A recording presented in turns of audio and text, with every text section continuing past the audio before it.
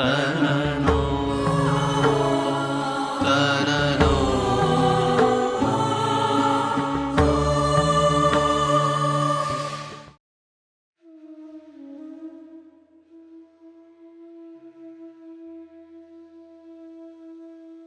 श्री सद्गुरु भगवान की जय।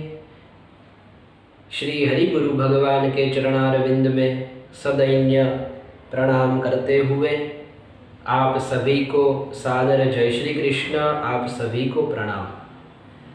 भगवान श्री हरि और श्री सद्गुरु भगवान की अनंत करुणा और कृपा से यह पावन पुरुषोत्तम मास में इस प्रकार सत्संग करने का अवसर हमें प्राप्त हुआ है।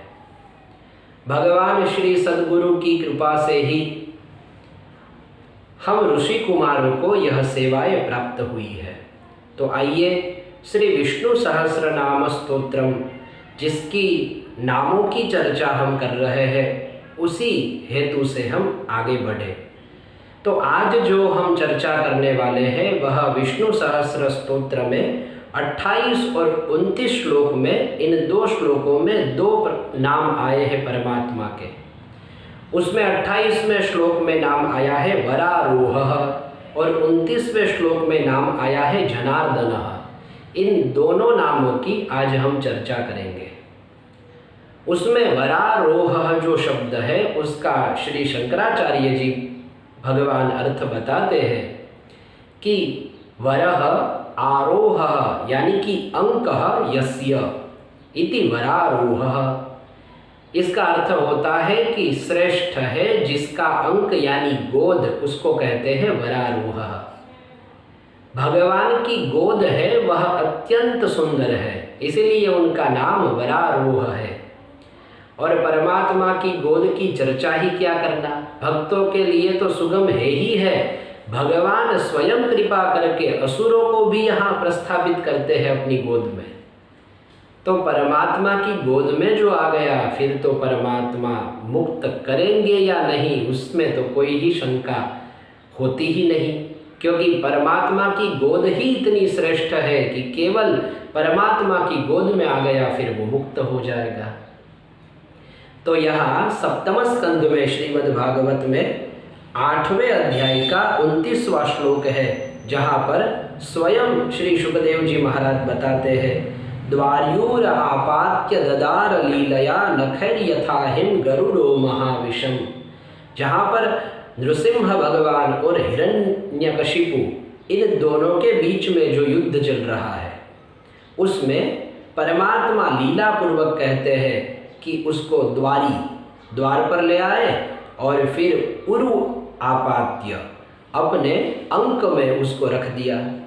और जैसे यथा अहिम गरुड़ः महाविषम, कहा है कि जैसे गरुड़ कोई विषधर सर्प को अपने नखों से विदीर्ण कर देता है, उसी तरह परमात्मा ने अपनी गोद में आया हुआ ये हिरण्यकशिपु उसको भी लीला पूर्वक अपने नख से ददार विदीर्ण कर दिया। तो इस प्रकार से परमात्मा ने हिरण्यकशिपु को भी अपनी गोद दी और उसको उस प्रकार से मुक्ति दी। तो दैत्यों को भी यदि ये स्थिति प्राप्त होती है तो फिर भक्तों के लिए तो कहना ही क्या। इस हेतु से यदि देखें तो श्री शंकराचार्य जी कहते हैं कि वरः आरोहः यानी कि अंकः यस्य स वरारोहः। और दूसरी व्याख्या बताते हैं वरम आरोहणम यस्मिन इति, जिसमें आरोहण श्रेष्ठ है उसको कहते हैं वरारोहः। परमात्मा के प्रति गमन श्रेयस्कर ही होता है, परमात्मा के प्रति जाना वो तो श्रेष्ठ ही होता है। आरोह का ये वरारोह शब्द में संधि यदि विलग करे तो दो शब्द निकलेंगे, एक वर और दूसरा आरोह। अब ये आरोह का अर्थ सीधा है ऊपर की ओर चढ़ना, उसको ही आरोह कहते हैं। रूह बीज जन्मनि प्रादुर्भावे च, इस धातु से ये रोह शब्द बना है।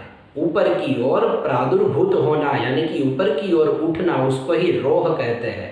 और आंग उपसर्ग है इसलिए आरोह शब्द बना। संगीत में भी ऐसे आरोह और अवरोह नीचे से ऊपर की ओर जाना उसको आरोह कहते हैं और ऊपर से नीचे की ओर आना उसको अवरोह कहते हैं। तो वर यानी श्रेष्ठ और आरोह यानी चढ़ना। तो ऊपर चढ़ना जिसमें सुंदर है उसको कहते हैं वरारोह। तो इस प्रकार से वरारोह शब्द की व्याख्या श्री शंकराचार्य जी महाराज ने बताई है। अब दूसरे नाम की चर्चा करें, जनार्दनः। ये 29वें श्लोक में आया है। जनार्दन का अर्थ होता है जनान अर्दयति स जनार्दनः। जो मनुष्यों का अर्दयति नाशयति विनाश करे उसको कहते हैं जनार्दनः। परमात्मा के मुख्य 3 कार्य बताए गए हैं। पहला उत्पत्ति, फिर स्थिति और लय। उत्पत्ति, स्थिति और लय ये तीनों कार्य परमात्मा करते हैं। उसमें परमात्मा जब ये लीला करते हैं लय की, तब उनका नाम हो जाता है जनार्दन। क्योंकि जनान अर्दयति नाशयति, फिर मनुष्यों का काल के रूप में परमात्मा विनाश करते हैं। इसलिए गीता में भी परमात्मा कहते हैं कालोस्मि और क्षयकृत, ये दोनों नाम परमात्मा के आए हैं। तो परमात्मा काल स्वरूप है और ये काल स्वरूप ऐसे है कि सो नन्तोन्तकरः कालो नादिरादि कृतव्ययः जन्म जनेन जनयन मारयन मृत्युनान्तकम। श्रीमद् भागवत के 4th स्कंद में जहाँ ध्रुव जी का चरित्र है वहाँ पर ये बात आई है।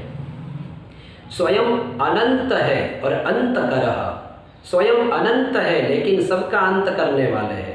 और मारयन मृत्युना अंतकम, मृत्यु के द्वारा जो अंतक है यानी कि स्वयं मृत्यु है उसका भी विनाश कर देते हैं, यम का भी विनाश कर देते हैं और केवल एक ही बचे रहते हैं। ऐसा काल स्वरूप परमात्मा का बताया गया है। तो इस हेतु से परमात्मा जनार्दन कहे गए हैं। अब ये अर्ध धातु है वो 3 अर्थ में व्याकरण में बताया गया है। एक जो अर्थ है वो अर्ध हिंसायाम है जिससे ये अर्दयति नाशयति रूप बनता है। फिर एक अर्ध धातु है वह गति अर्थ में है, अर्ध गतौ, उससे ये अर्थ बनेगा स्वजनान प्रति अर्दति गच्छति स जनार्दनः। अपने भक्तों के प्रति जो जाते हैं गमन करते हैं उसको जनार्दन कहते हैं। तो ध्रुव जी जब तपश्चर्या कर रहे थे मधुवन में, जहाँ सानिध्यम नित्यदा हरे है, नित्य भगवान श्री हरि का सानिध्य है, उस मधुवन में जब तपश्चर्या करी और 5 महीने की वो तपश्चर्या और मास पूर्ण होते ही जब उनका तेज बढ़ने लगा तो देवता व्याकुल होकर के भगवान श्री हरि के पास गए और भगवान श्री हरि को प्रार्थना करने लगे कि हे प्रभु, ये ध्रुव का तेज इतना बढ़ रहा है, अब आप ही कृपा करिए। तो भगवान वहाँ पधारे हैं और व्यास जी स्वयं लिखते हैं मधोर वनम भृत्य दिदृक्षयागतः। मधुवन में गए तो है परमात्मा लेकिन दर्शन देने के लिए नहीं, दर्शन करने के लिए गतः। भृत्य दिदृक्षया, भृत्य सेवक और दिदृक्षा का अर्थ होता है द्रष्टुम इच्छा, दिदृक्षा और तया दिदृक्षया। मधोर वनम भृत्य दिदृक्षयागतः। और वहाँ स्वयं जाकर के ध्रुव जी का दर्शन किया कि ऐसा 5 वर्ष का बालक और मेरा ऐसा तप करे।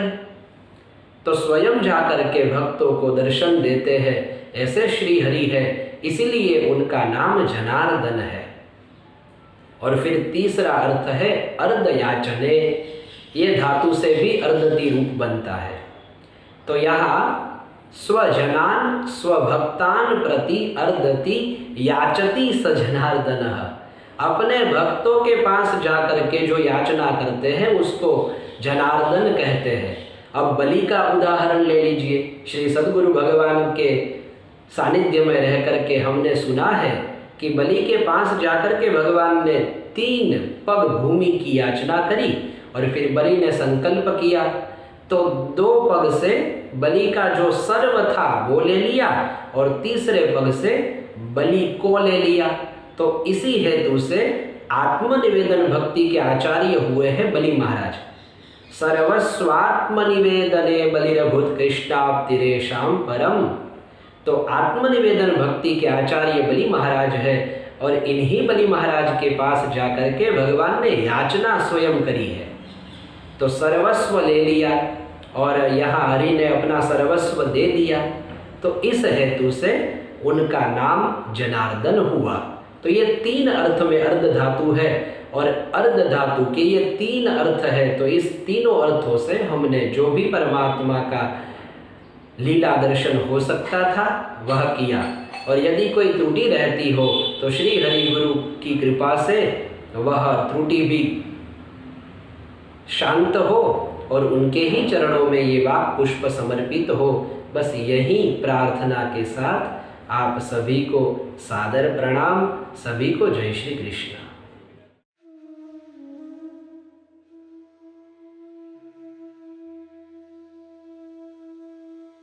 नो